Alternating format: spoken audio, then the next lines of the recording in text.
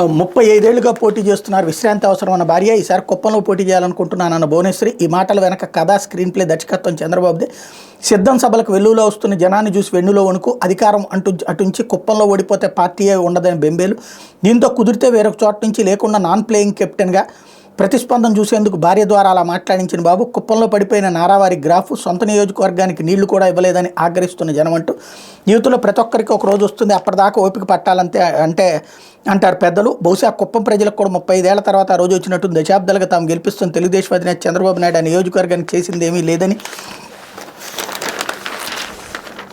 2 ఏళ్ల కింద దాకా కనీసం సొంత ఇల్లు కూడా కట్టుకోలేదని వాళ్ళకి అర్థమైంది. బ్రాంచ్ కెనాల్ ద్వారా నీళ్లు తెస్తానని నిన్నాళ్ళు మోసపు మాటలే చెప్పారే తప్ప ఆ పని చేసి చూపించింది వైఎస్ జగన్మోహన్ రెడ్డినేనని వాళ్ళకి అనుభవంలోకి వచ్చింది. అందుకే రాబోయే ఎన్నికల్లో బాబుకి బై చెప్పేందుకు వాళ్ళంతా సిద్ధపడడంతో 40 ఏళ్ల ఇండస్ట్రీ నక్కజిత్తులు నారావారు తనను ఓడించక ముందే నియోజకవర్గానికి బై చెప్పడానికి సిద్ధమయ్యారంటూ ఆవిడ సరదాగా మాట్లాడిన మాటని అదే నిజమని నమ్మించే ప్రయత్నం చేస్తోంది.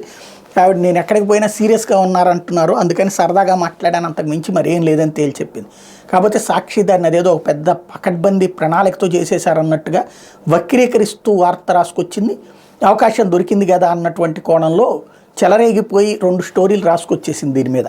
ఇకపోతే